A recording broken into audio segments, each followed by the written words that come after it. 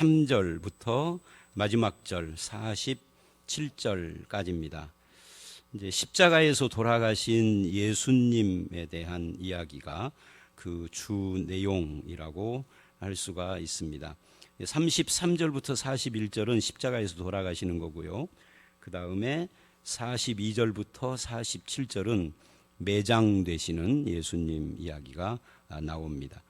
먼저 33절로 36절을 보면 33절에 제6시가 되매 온 땅에 어둠이 임하여 9시까지 계속했다, 이렇게 이야기를 합니다.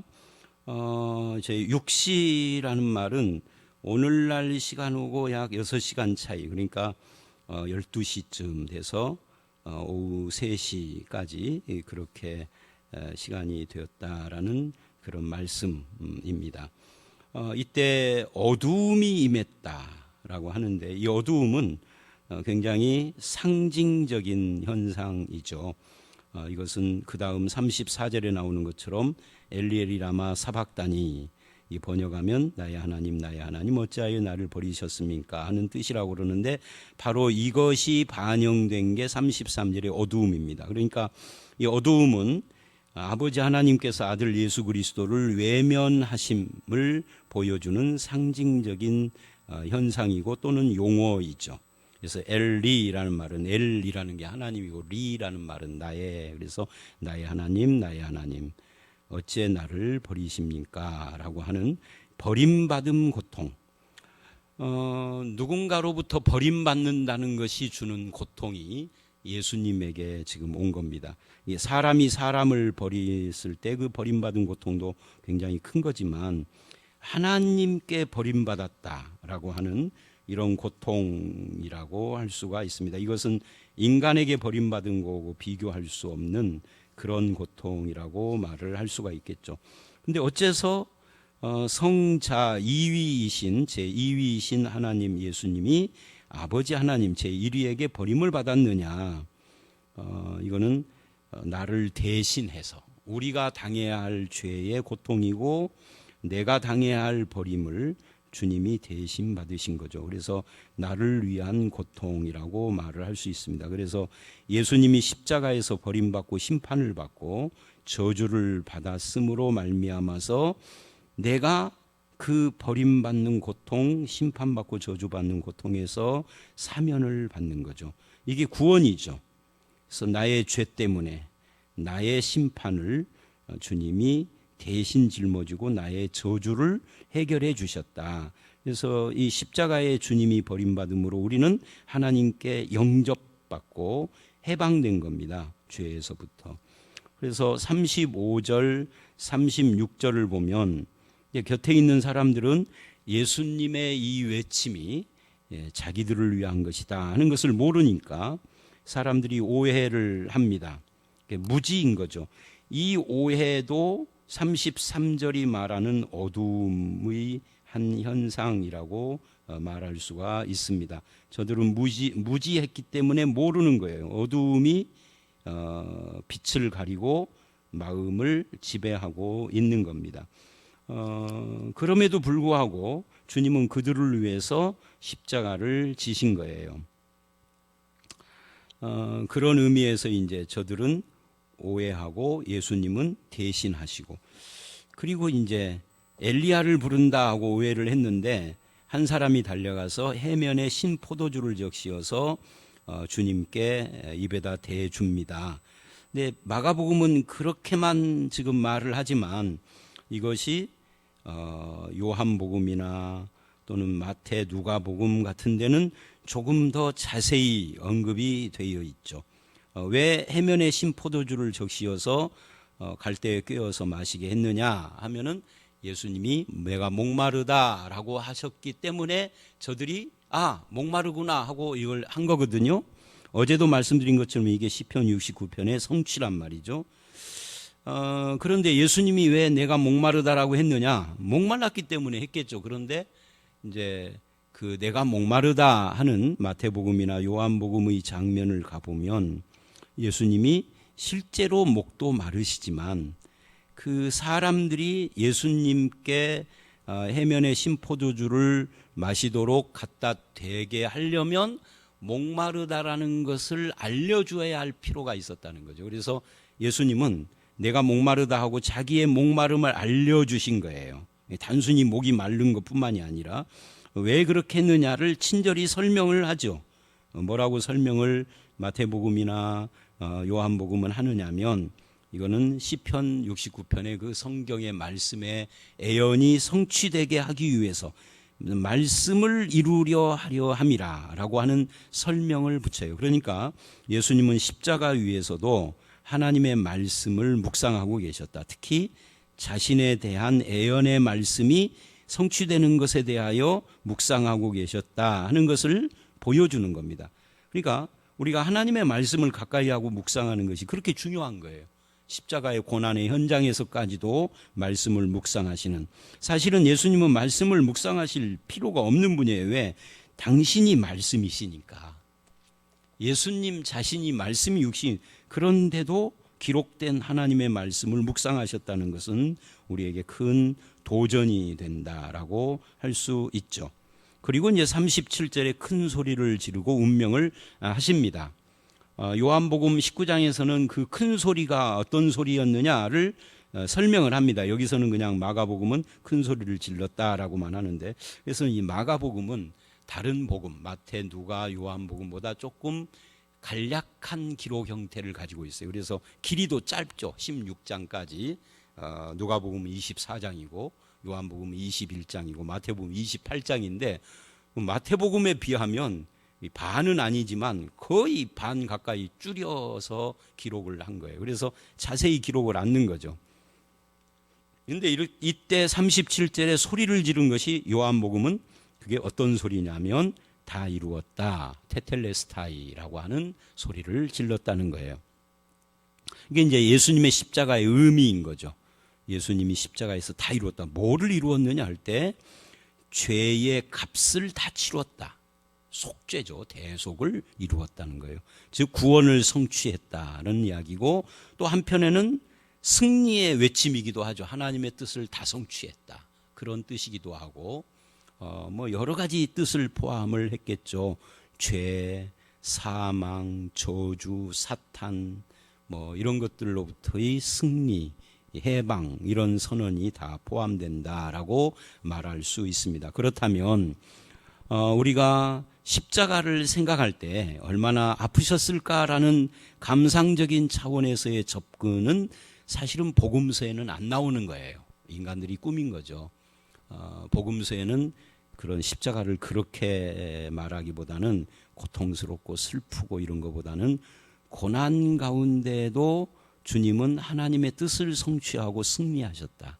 성취의 십자가, 승리의 십자가, 대속의 십자가를 이야기를 합니다.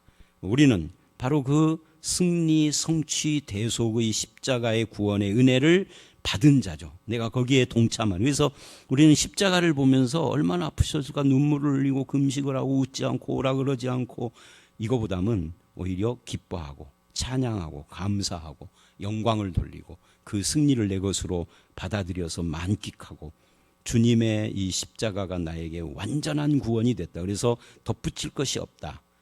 죄와 사망 권세에서 나를 해방하셨는데 거기에 내가 지분을 얻고 내가 좀 뭐를 더 보충하고 할 일이 전혀 없는 겁니다. 거기에다가 인간의 지분을 얻는 것 자체가 이게 복음이 아니에요.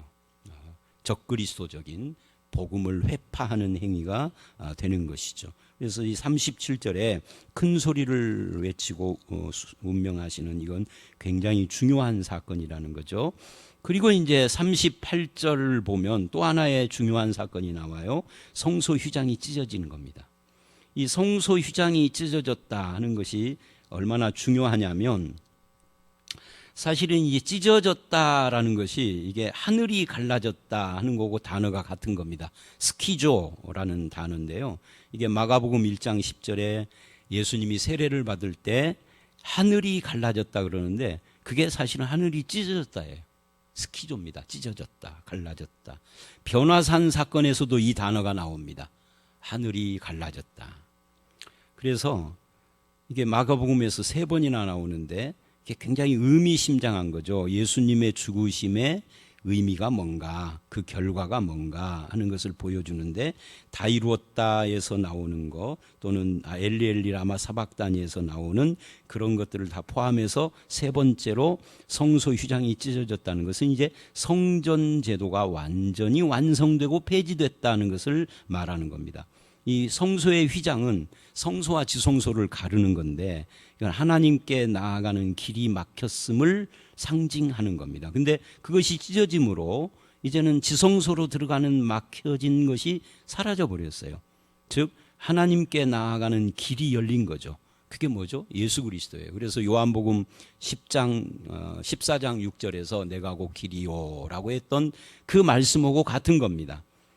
즉 죄로 가로막혔던 것이 이제 십자가에서 다 처리됐기 때문에 하나님께 나아가는데 가로막는 것이 하나도 없어진 거죠.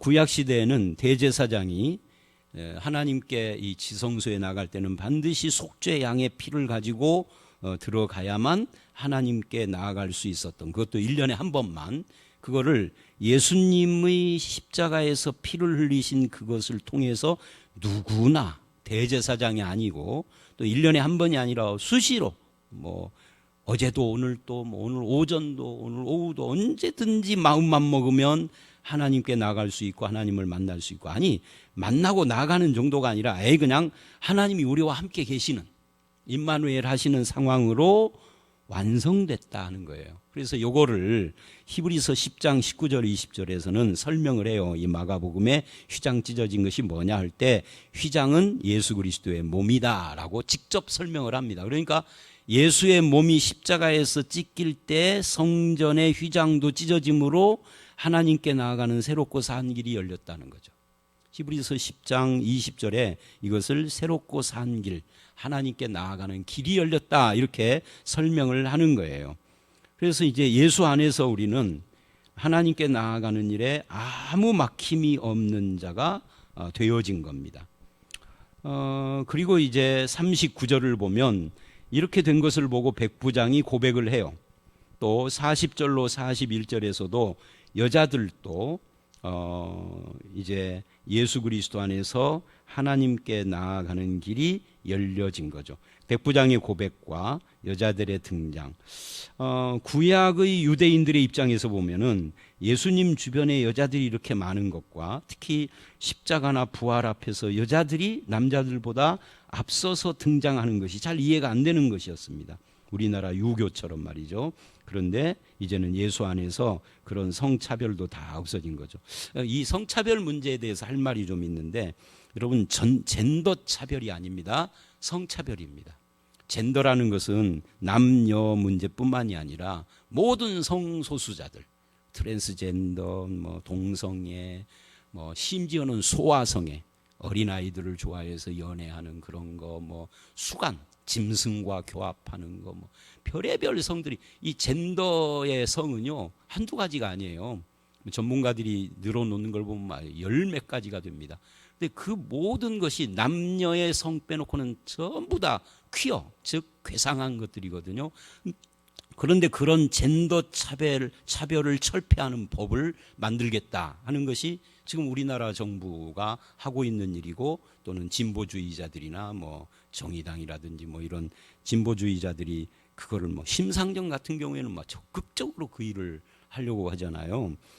근데 그런 것이 아닙니다. 성경이 말하는 것은 젠더가 아니라 남녀 성차별을 예수 그리스도 안에서 철폐를 한 거예요. 그래서 여자들이 예수 그리스도를 가까이 하며 예수 그리스도의 십자가 앞에서 남자들은 다 도망갔는데 여자들이 끝까지 지키고, 부활할 때도 마리아나 여자들이 맨 먼저 예수님을 만나고 하는 것은 이제 성적으로 가로막혔던 것이 다 폐지됐다. 그러니까 죄로 가로막힌 거, 율법으로 가로막힌 거, 또는 사망과 저주로 가로막힌 것들이 다 폐지되면서 남녀 차별도 폐지돼서 예수 그리스도의 중보를 통해서 우리가 다 새로워졌다. 누구라도 하나님 앞에서는 이제 다 평등하고 하나님 앞에 나아가는 일에 꺼리낌이 없어졌다는 것을 말하는 거고, 이게 믿는 자들에게 준 하나님의 축복입니다. 구원의 은총인 거죠. 그리고 우리가 이것을 누려야 하는데, 이것을 너무 지나치게 이제 그 누림이 방종으로 나가니까 젠더 차별까지 가버린 거예요. 이게 잘못된 겁니다. 뭐 법이 제정이 되더라도 잘못된 건 잘못된 겁니다. 뭐 법이라는 것이 항상 옳은 건 아니에요. 악법도 많은 거니까. 혹시 우리나라가 이제 젠더 차별, 이 소수자 차별법, 철폐법이 통과가 돼서 뭐 무슨 목사가 설교 시간, 심상정 씨가 그러더라고요.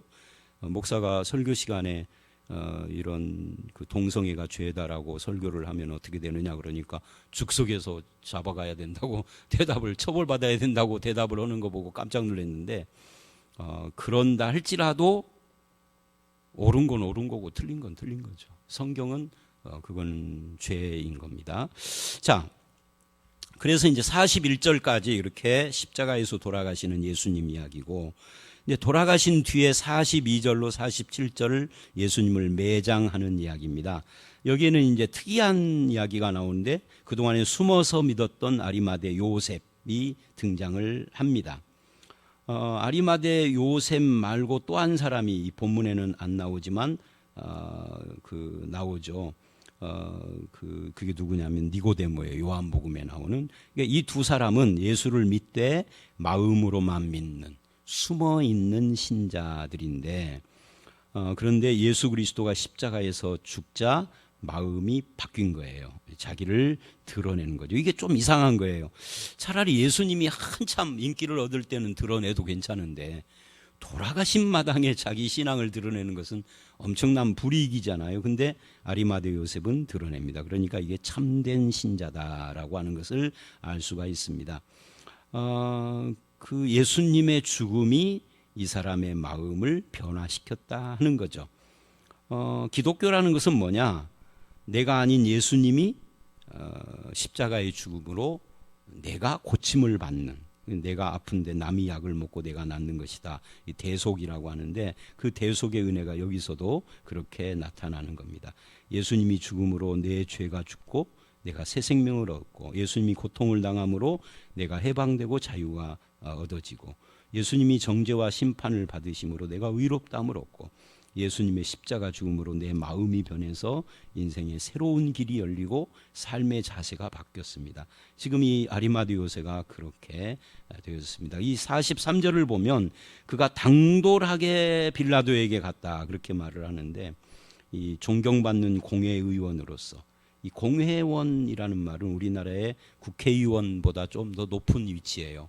국회의원과 같은 일도 하지만 입법, 행정 뭐 이런 것들을 다 주관하는 조금 상당한 지위를 가지고 있는 유대 나라의 6,000명인가 600명인가 하여튼 제가 지금 기억이 확실하게 안 나는데, 아주 소수에 불과한 그런 존경받는 사람인데, 그런 존경받는 자기의 지위에 영향을 줄지도 모르는데 담대하게 가서 예수님의 시체를 요구했다. 살아있는 존재가 아니라 시체니까 어떻게 보면 이제 볼일 다 봤다 그럴 수 있는데, 그렇게 한 것은 그 십자가의 예수님의 죽음이 이 사람의 마음을 변화시켜서 숨은 그리스도인이 아니라 이제는 자기 존재를 드러내는 자가 되어지는 것이다 라고 말할 수 있습니다.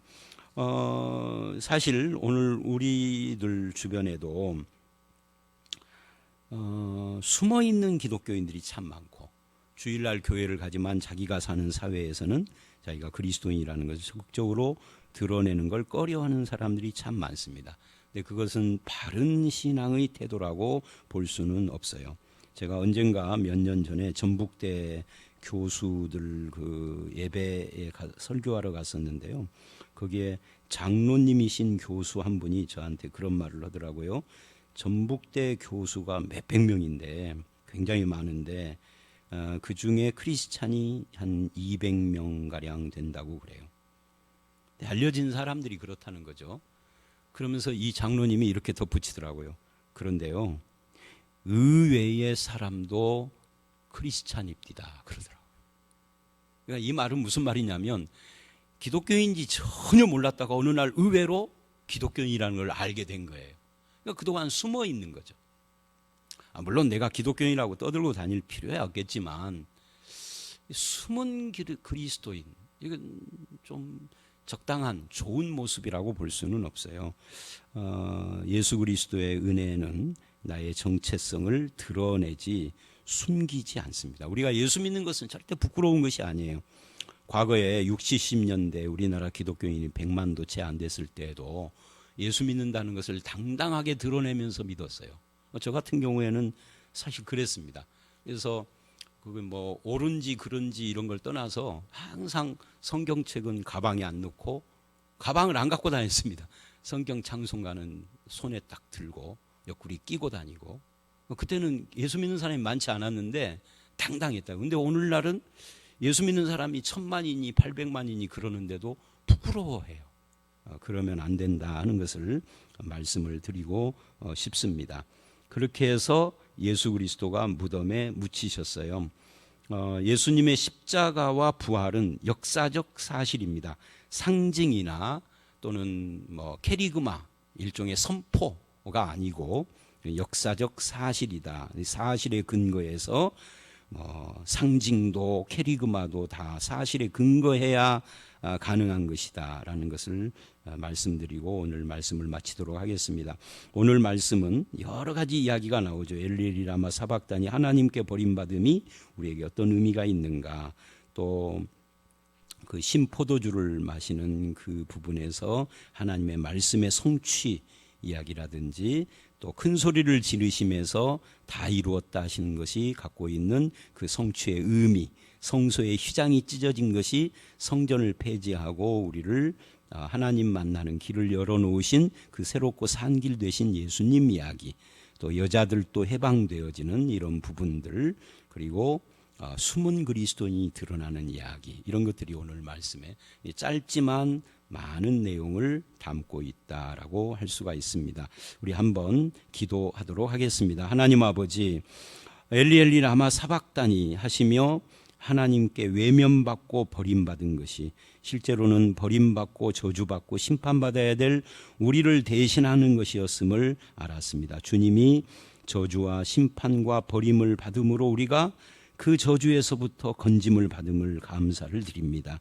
이제 하나님의 말씀의 성취로 해면의 신포도주를 받으시고 큰 소리로 다 이루었다 하신 주님이 말씀을 성취하고 구원과 대속을 성취하신 그 성취하고 승리하신 거기에 내가 기쁨으로 찬양하며 주님의 온전한 구원을 내 것으로 받아 누리는 자가 되게 하셨사오니 우리의 남은 생애가 온전히 주를 찬양하며 감사하는 삶이 되게 하여 주시옵소서. 성소의 휘장이 찢어짐으로 하나님께 나아가는 길이신 예수 그리스도를 통하여서 주님을 늘 만날 수 있는 길이 열렸음을 감사합니다.